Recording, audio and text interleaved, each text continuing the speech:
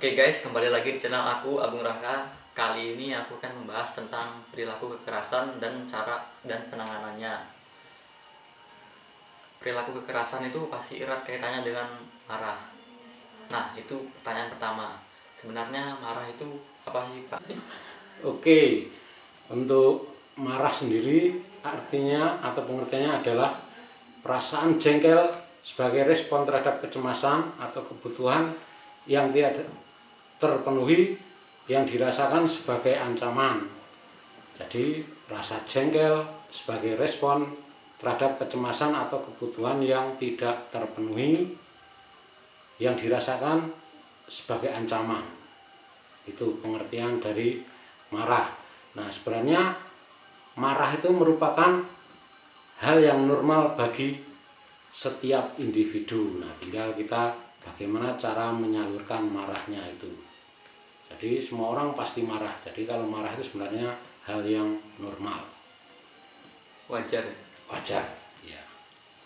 Pertanyaan selanjutnya, perilaku kekerasan itu apa sih, Pak? Untuk perilaku kekerasan adalah keadaan seseorang yang melakukan tindakan yang dapat membahayakan secara fisik baik terhadap diri sendiri maupun terhadap orang lain orang lain maupun lingkungan, yang ditujukan mengungkapkan perasaan kesal atau marah yang tidak konstruktif atau membangun. Untuk faktor penyebabnya? Untuk faktor penyebabnya ada banyak sebenarnya. Nah, kalau secara fisiologis itu adalah kegagalan yang dialami. Jadi kita gagal dalam suatu hal, nah itu bisa mengakibatkan marah. Untuk yang kedua, saat masa kanak-kanak kita sering dihina, dibully, dianiaya maupun perasaan ditolak. Nah, jadi perilaku kita sering melihat misalnya pertengkaran keluarga, misalnya bapak ibunya, nah itu bisa menyebabkan secara fisiologis perilaku kekerasan karena contoh-contoh yang tidak baik. Nah, terus budaya tertutup dan membalas secara diam terhadap kontrol sosial yang tidak pasti terhadap perilaku kekerasan. Itu. Oke, langsung ke pertanyaan selanjutnya.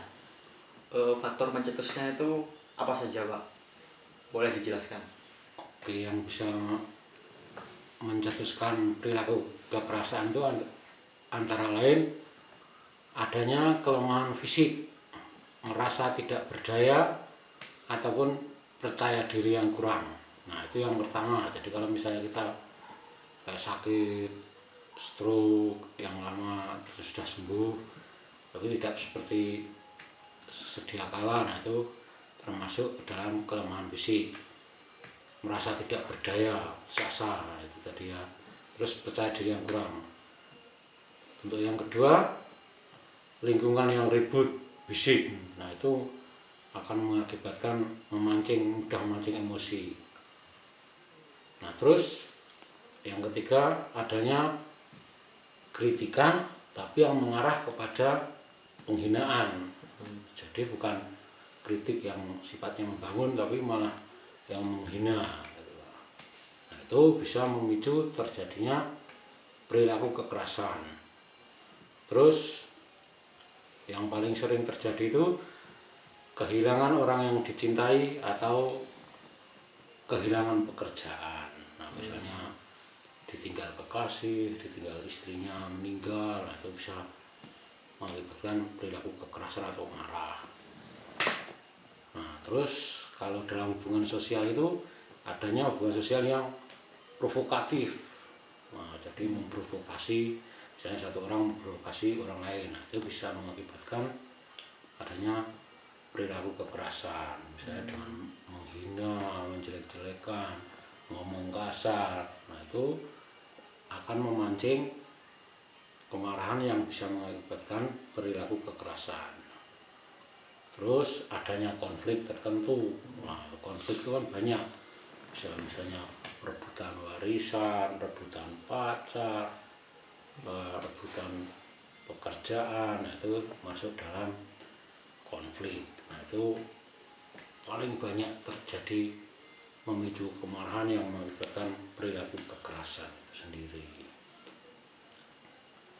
Kalau untuk tanda dan gejalanya, Untuk tanda dan gejala dari perilaku kekerasan itu biasanya orang yang mengalami perilaku kekerasan adalah mukanya itu tampak merah, jadi tegang, merah itu kan.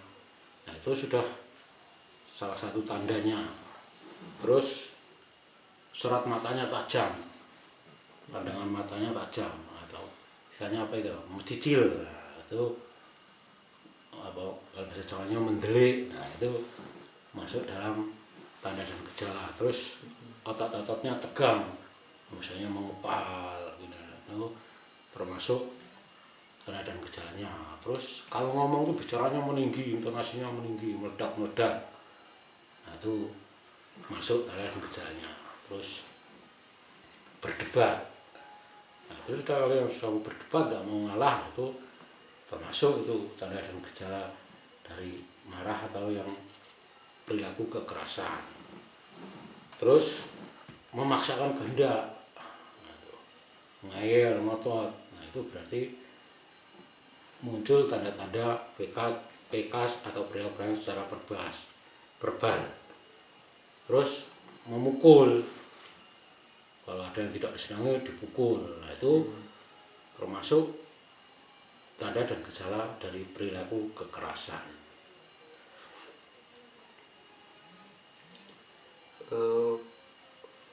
Oke lah, langsung pertanyaan yang terakhir. Bagaimana cara mengatasi perilaku kekerasan dan perilaku kekerasan? Jadi cara mengatasi atau penanganannya itu, misalnya kita marah atau mau terjadi perilaku kekerasan, ya harus dianjurkan untuk mengungkapkan perasaannya. Jadi misalnya kan, nah contohnya, Mas, saya tidak suka kalau Mas ngomong seperti itu. Kalau Mas ngomong seperti itu nanti saya bisa marah. Nah, jadi kita harus emosi kita itu disalurkan, tapi bukan dilampiaskan. Nah, caranya ya tuh dengan ngomong, Mas jangan seperti itu, nanti kalau seperti itu saya marah. Nah itu yang pertama.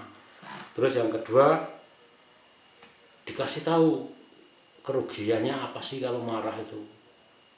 Nah itu misalnya terus membanting barang, nah ada kehilangan barang, misalnya HP, kan misalnya kita marah kita banting HP-nya, kita kehilangan HP, nanti harus beli lagi, nyari duit lagi, gitu, malah tambah pusing kita.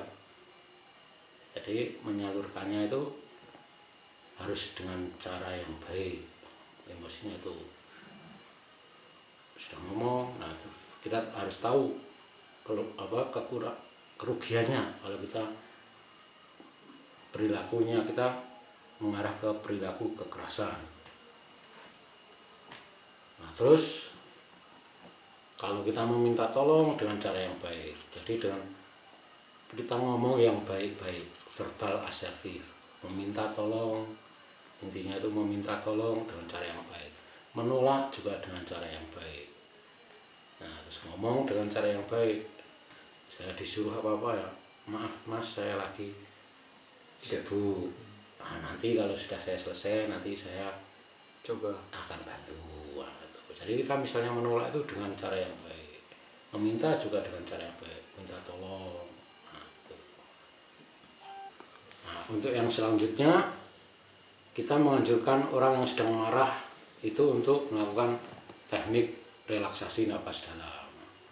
Nah, caranya itu kita tarik napas, nah, sampai terangkat sini, nah itu baru dikeluarkan pelan-pelan sambil diselingi, kalau misalnya kita Islam istighfar. Nah itu teknik napas dalam. Terus kita menyalurkan kemarahan kita misalnya dengan memukul bantal. Jadi kita memukul orang, memukul bantal. Jadi, nah itu, atau kasur. Terus olahraga bisa. Jadi bisa menguras energi kita, menyalurkan emosi kita. Atau dengan kegiatan apa? push up boleh. Boleh olahraga, kerja juga boleh. Ya pokoknya yang mengeluarkan tenaga. terus kalau misalnya teknik dalam, napas dalam ya diselingi dengan istighfar, nanti ulang lagi gitu. Untuk yang selanjutnya minum obat. Nah, kalau misalnya itu terjadi pada pasien ya harus diminumkan obatnya sesuai dari resep dokternya. Nah, harusnya minum obatnya ini berapa kali, harus diminum obatnya. Jadi untuk membantu dia berperilaku, itu salah satunya membantu mengendalikan emosi, berperilaku itu dengan minum obat secara teratur. Terus yang terakhir, menganjurkan untuk beribadah atau misalnya ngaji. Jadi kalau orang Islam, kalau misalnya sedang marah, kita duduk. Kalau duduk masih marahnya, dia bilang berwudu. Duduk tidur, nah, berwudu kan, berwudu masih belum bilang juga ngaji. Atau istilahnya beribadah lah, beribadah, berdoa. Ya. Tidur masih marah. Wudu, ya. Wudu masih marah. Sholat rakaat, sholat sunnah 2 rakaat. Nah, itu kalau orang sebagai seorang yang beragama Islam. Nah, kalau sebagai orang yang non Muslim, nah disesuaikan dengan tuntutan ibadahnya masing-masing. Iya. Intinya beribadah. Jadi kita harus mengatasi marah dengan cara spiritual sesuai agama dan kepercayaan kita masing-masing. Gitu. Nah, kalau misalnya masih marah terus, masih ngamuk, nah itu mau tidak mau harus dibawa ke rumah sakit jiwa. Nah, itu untuk diberikan perawatan. Nanti kalau di rumah sakit jiwa diajari cara kontrol marah.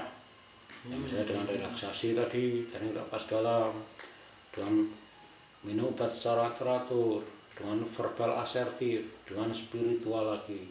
Nah, jadi di sana nanti diajari di rumah sakit. Karena kalau tidak diajari atau tidak dibawa ke rumah sakit akan semakin memburuk atau semakin parah perilaku kesehatannya, membahayakan untuk dia sendiri maupun bisa membahayakan orang lain dan juga lingkungan. Bisa nanti merusak rumah, membakar apa itu pokoknya.